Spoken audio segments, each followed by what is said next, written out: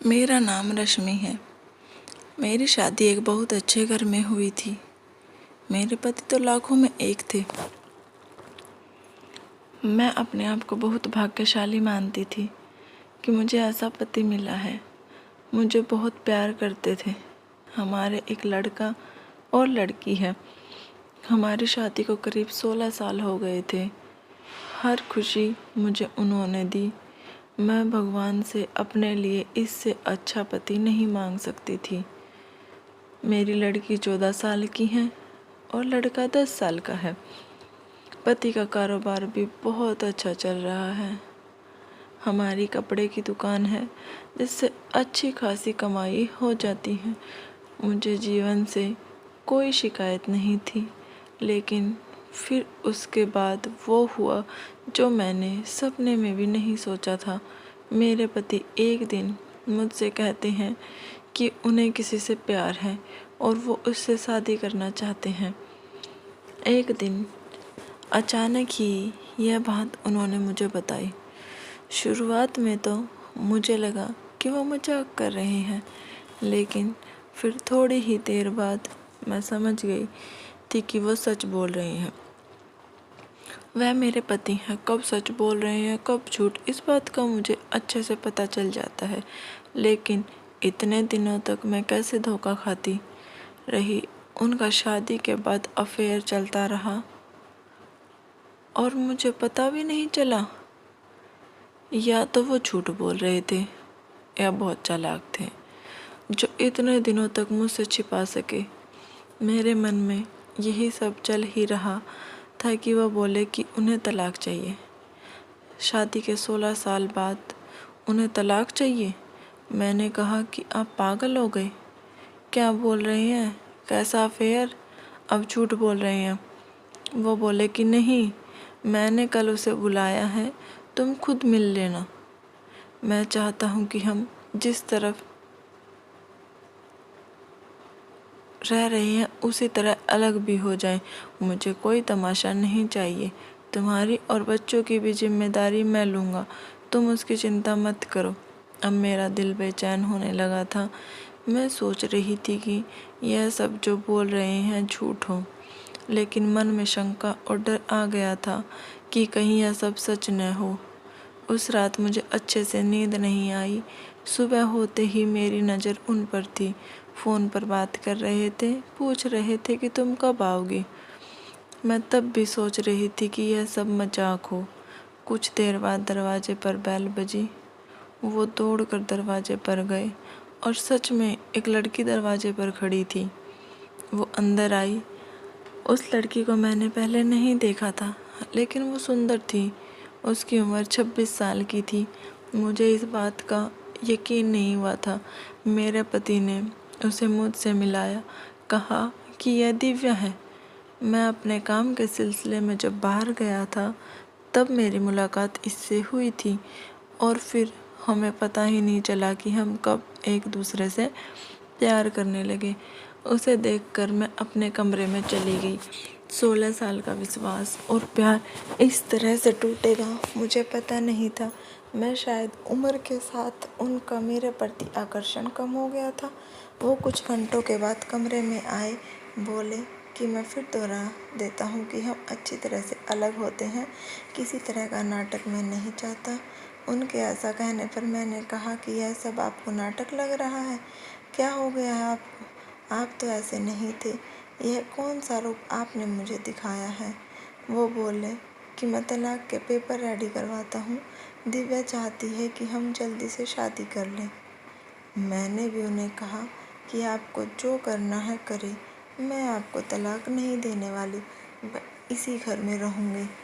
मैंने उन्हें अपना फैसला सुना दिया, पर मुझे पता नहीं था कि वो कुछ इस तरह का करने वाले हैं। अगले दिन से वो रोज़ दिव्या को घर बुलाने लगे। मेरे बच्चे बड़े थे, अब सारी बातें समझने लगे थे। मुझसे तलाक के लिए वो इस हद तक जा सकते हैं, इसका मुझे पता नहीं था। घर में एक 14 साल की लड़की है, उन्हें बिल्कुल भी शर्म नहीं आ रही थी। बच्चों से बात करना भी उन्होंने बंद कर दिया था। बच्चे भी उनके पापा का यह रूप देखकर दुखी थे। एक दिन वो दिव्या के साथ हॉल में बैठे थे। हमारी लड़की से उन्होंने पानी मंगवाया। पानी लेकर वो गई और गलती से पानी दिव्या के ऊपर गिर गया। मेरे पति ने उस दिन हद कर दी। वो दिव्या के लिए मेरी लड़की पर हाथ उठाने वाले थे। मैंने उन्हें यह करता देख लिया और वहीं से उन्हें जोर से कहा, यह क्या कर रहे हो? पागल हो गए हो? मैं जानती हूँ तुम यह सब क्यों कर रहे हो, तलाक के लिए। ठीक है, अब तुम इस हद तक जा रहे हो तो फिर मैं तुम्हें तलाक दे ही देती हूँ। उसी समय मैंने अपना और बच्चों का सामान बांधा और अपने घर चली गई। एक ही दम इतना इंसान कैसे बदल सकता है जो अपनी पत्नी और बच्चों पर जान छिड़कता था, अब वह उन्हें देखना भी पसंद नहीं कर रहा है। मैं अपने घर थी, उनका फ़ोन मुझे आया। कहा कि मैं तुम्हारी और बच्चों की जिम्मेदारी अभी भी उठाऊंगा। कुछ भी ज़रूरत हो तुम मुझे फ़ोन कर सकती हो, मैं पैसे भिजवाता रहूँगा। मैंने कहा कि मुझे तुम्हारे पैसों की कोई ज़रूरत नहीं है, इसी के दम पर तुमने उस लड़की को इम्प्रेस किया है। मैं अपने बच्चों को संभाल सकती हूँ।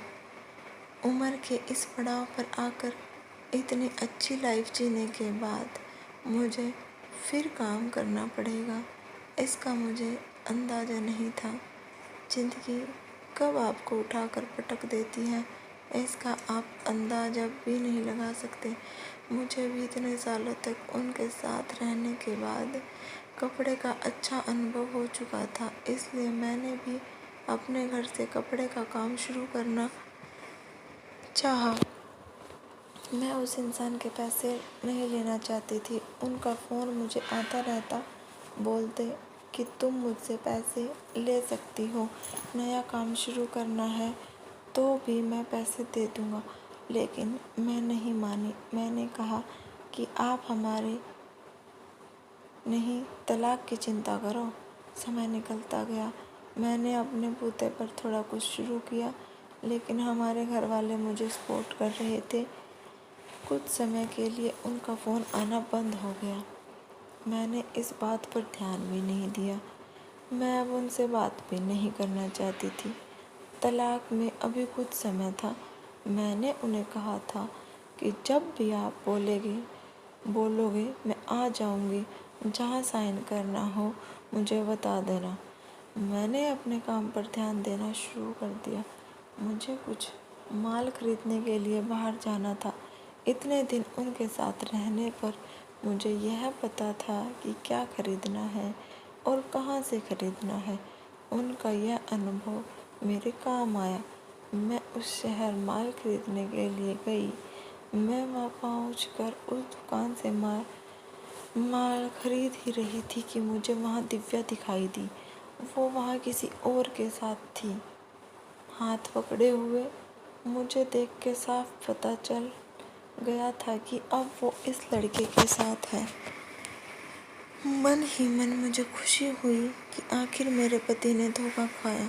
उन्होंने इस लड़की के लिए हमें छोड़ा था, जो कि अब किसी और के साथ है। फिर मैंने मन में सोचा कि अब किसी और को मैं धोखा नहीं खाने दूंगी, इसीलिए मैंने उसका पीछा किया। वो एक ओपन रेस्टोरेंट में गए। मैं जाकर उन दोनों के सामने बैठ गई। मुझे देखकर उसके होश उड़ गए। वो उठकर जाना चाहती थी, लेकिन मैंने उसका हाथ पकड़ा और कहा। मैंने उस लड़की का सच लड़के को बताना शुरू किया। मैंने सोचा था कि मैं उसे सच बताकर उसकी आंखें खोल दूंगी, लेकिन कुछ और ही हुआ। उसने जो मुझे बताया उससे मेरे पैरों तले जमीन निकल गई। मैं वहाँ से भागते हुए कैसे भी अपने पति के पास जाना चाहती थी। मैं उनके घर गई। वहाँ नौकर ने मुझे बताया कि वो अभी एक अस्पताल में है। अस्पताल उनके घर से ज़्यादा दूर नहीं था, बड़ा अस्पताल था। मैं वहाँ गई। रिसेप्शन पर उनका नाम बताकर मुझे उनके कमरे का नंबर पता चला। मैं कमरे में गई। वहाँ उनका दोस्त था, उन्होंने आंखें बंद कर रखी थी। मैंने उनके हाथ पर हाथ रखा तो उन्होंने आंखें खोली। मेरी आंखों से आंसू नहीं रुक रहे थे। मैंने कहा कि क्या ज़रूरत थी यह सब नाटक करने की, मुझे पहले क्यों नहीं साफ साफ बताया। मेरे पति एक गंभीर बीमारी से जूझ रहे थे। वो हमारी ज़िंदगी से दूर जाना चाहते थे ताकि उन्हें कुछ हो जाए तो हम ज़्यादा दुखी न हों। उनके इसी दोस्त ने उनके कहने पर उस लड़की के साथ मिलकर यह नाटक करवाया था। मैं अब उनके पास बैठकर घंटों रोती रही। बच्चों को भी मैंने बुला लिया, अब हम उनके साथ ही रहेंगे।